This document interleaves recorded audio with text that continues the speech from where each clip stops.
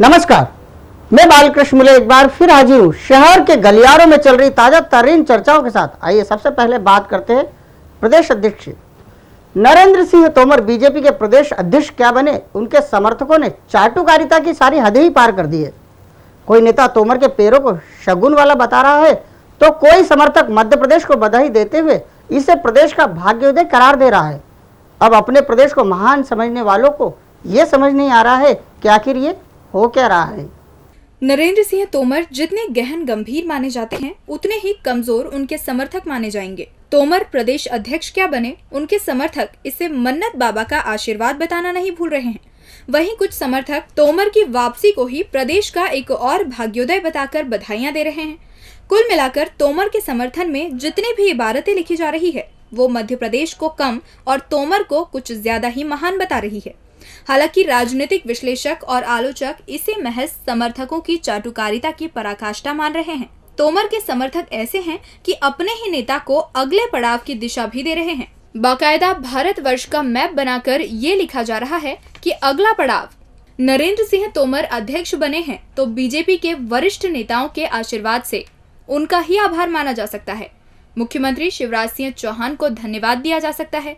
लेकिन ये क्या, समर्थक तो सीधे बधाई मध्य प्रदेश कह रहे हैं, साथ ही लिख रहे हैं एक और भाग्योदय। इसका मतलब तो ये हुआ कि प्रदेश में तोमर आए तो ही प्रदेश का भाग्योदय है, वरना कुछ नहीं। भले ही ये एक कार्यकर्ता की भावना हो, लेकिन इस भावना ने पार्टी और संगठन सभी को कटघरे में खड़ा कर दिया और चाटुकारिता को सबके सामने ला दिया। वैसे ये सब पहली बार ही हो रहा है। तोमर पहले भी अध्यक्ष बने और सरकार बनी, इस बार भी तोमर मेहनत करेंगे, लेकिन उनके खास बनने की होड़ में समर्थक उन्हें प्रदेश से कहीं बड़ा बताने पर आमादा हैं। देखना तोमर जी, अंकुश लगाओ, क्योंकि मन्नत बाबा को भी मालूम है भारत भूमि से महान कोई नहीं। जहां प्रदेश अध्यक्ष पद से क्या गए, राजनीति में नए नए समीकरण बनना शुरू हो गए हैं। जहां के जाने का सबसे बड़ा खामियाजा अब जीतू जिराती को भुगतना पड़ रहा है। कहा तो ये जा रहा है कि जीतू जिराती अब 2 नंबर से भी तड़ीपार कर दिए गए। हालांकि इसकी पुष्टि तो किसी ने नहीं की, लेकिन राजनीतिक गलियारों में ये चर्चा जोर शोर से की जा रही है। प्रभात झा के खासम खास कहे जाने वाले भारतीय जनता युवा मोर्चा के प्रादेशिक मुखिया जीतू जिराती के सितारे इन दिनों गर्दिश में दिखाई दे रहे हैं। प्रभात जी का सूर्य अस्त क्या हुआ? सबसे पहले जिराती मानो पस्त से हो गए हैं। जिराती हर दिन आत्मविश्वास खोते जा रहे हैं। जिराती की बुराई ऐसी आई कि उन पर भरोसा करने वाला कोई दिखाई नहीं दे रहा है। मंडी चुनाव में गांव-गांव की खाक तो वो छान रहे हैं, लेकिन उन्हें उतनी तवज्जो नहीं मिल पा रही जितनी उन्हें झा के रहते मिला करती थी। वो कभी कभार अपने आप को मजबूत बताने के लिए उन लोगों को साथ लिए घूमते दिखाई दे रहे हैं जो कभी विधायक रमेश मेंदोला के साथ घूमते दिखाई देते थे। जिराती की हालत सबसे ज्यादा उस दिन से खराब हुई है जब से गांव के गलियारों में ये चर्चा चल पड़ी है कि जीतू जिराती अब 2 नंबर खेमे से भी दरकिनार कर दिए गए हैं। इसके पीछे कारण भी गिनाए जा रहे हैं। बात को पुख्ता करने के लिए जिराती के शुभ चिंतकों ने मीडिया तक सारी कहानी पहुंचाना शुरू कर दी है। पूरी दमदारी से ये बातें बताई जा रही है कि मंत्री कैलाश विजयवर्गीय जीतू जिराती से खफा हैं। कहने वाले तो गलियारों तक ये बातें भी पहुंचा रहे हैं कि जिराती अपने आप को विजयवर्गीय के करीब बताने के लिए उन आयोजन में खुद चलकर पहुंच जाते हैं जिनमें विजयवर्गीय को पहुंचना होता है। जिराती की 2 नंबर यानी हस्तिनापुर से हुई विदाई के कई संकेत पहले भी मिले हैं, लेकिन जिराती की मुंह दिखाई की आदत से कोई ये तय नहीं कर पा रहा था कि आखिर वो आजकल है कहाँ। राजनीति में हमेशा जीदार नेता की बखत होती है, मुर्दार की नहीं। शायद ये बात गृह मंत्री उमाशंकर गुप्ता के सामने गिड़गिड़ाने पहुंचे सत्तासीन बीजेपी के नेता नहीं जानते। कुछ नेता तो कांग्रेस विधायक अश्विन जोशी के नाम से ही रोते रहते हैं। ऐसे में भाजपा के ही कुछ बड़े और समझदार नेता अपनी पार्टी वालों को विधायक जोशी से पुलिस से निपटने का गुर सीखने की सलाह तक दे रहे हैं। गृह मंत्री उमाशंकर गुप्ता शहर में आए या फिर जिले के प्रभारी मंत्री गोपाल भार्गव, भाजपा नेता केवल पुलिस अफसरों के साथ साथ अपने क्षेत्र के थाना प्रभारियों की शिकायत करते नजर आते हैं। ये नेता शिकायत करने से पहले ये नहीं समझ पाते हैं कि जिस शहर में वो राजनीति करते हैं उस शहर के पुलिस अफसर यदि उनकी नहीं सुनते हैं, इसका मतलब खोट अफसरों में नहीं बल्कि खुद नेताओं में है। प्रदेश के गृह मंत्री उमाशंकर गुप्ता के सामने भाजपा नेताओं ने करीब आधा दर्जन प्रभारियों की शिकायत की।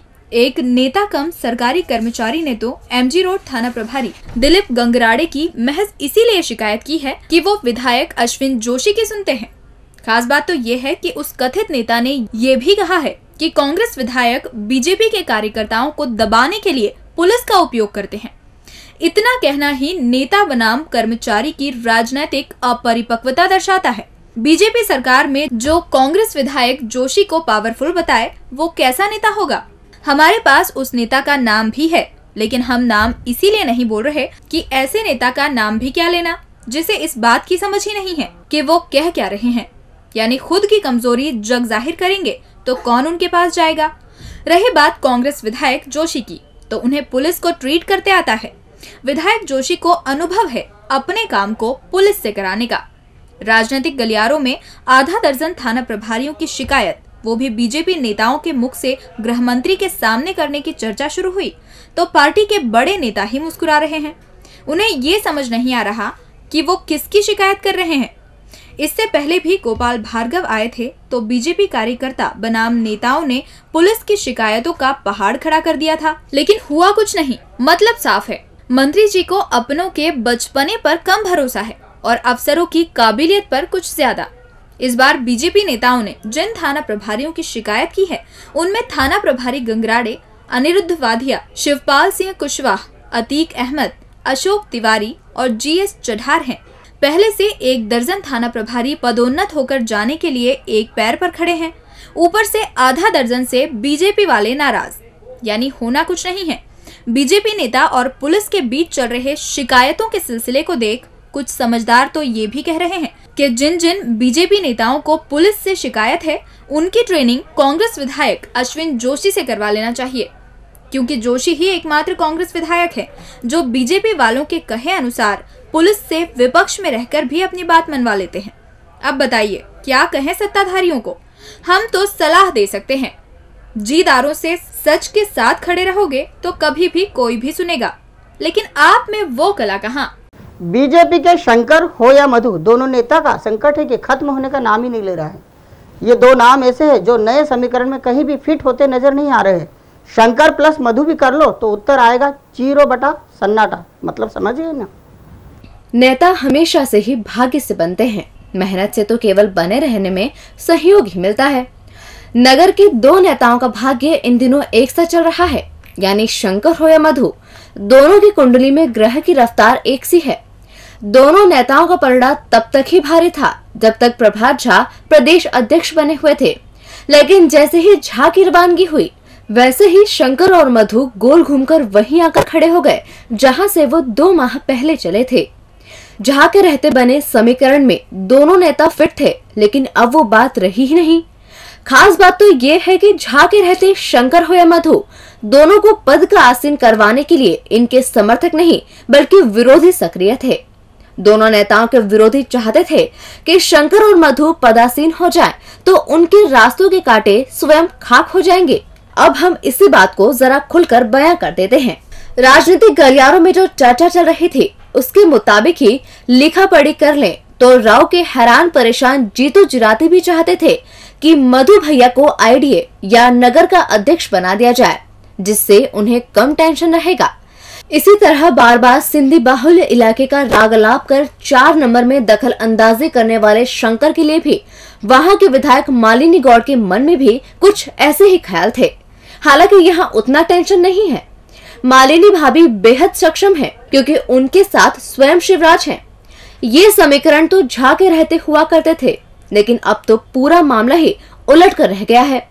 मधु हो या शंकर, दोनों की हालत नए नवेले अध्यक्ष नरेंद्र सिंह तोमर के सामने परेशान होने वाली है। तोमर को इन दोनों नेताओं को देखकर किसी अपने की याद आती है। पार्टी में ये सब जानते हैं कि जिस नेता को तोमर दिल से चाहते थे उस नेता से इन दोनों यानी शंकर हो या मधु, दोनों की ही दूरियां जग जाहिर रही है। अब ये समझ नहीं आ रहा है कि शंकर हो या मधु, इनका राजनीतिक पुनर्वास कैसे होगा। चुनावी वर्ष में इन्हें कोई जिम्मेदारी मिलेगी भी या नहीं, इनके लिए कहीं से भी कोई भी सुबुगाहट भी नहीं मिल रही है। वरना झा ही है जो ये कहते रहे कि उनका दोबारा अध्यक्ष न बनना पोखरण विस्फोट सा है। लेकिन हम आपको बताते हैं, गलियारों में ये चर्चा 2 माह से हम खुद कर रहे थे कि इस बार झा को कमान नहीं मिलने वाली, जिसके गवाह हमारे ही शानदार दर्शक हैं। तो फिर शंकर और मधु को लेकर क्यों कुछ खबरें नहीं चल रही है, जिससे कि उनका राजनीतिक भविष्य तय हो सके।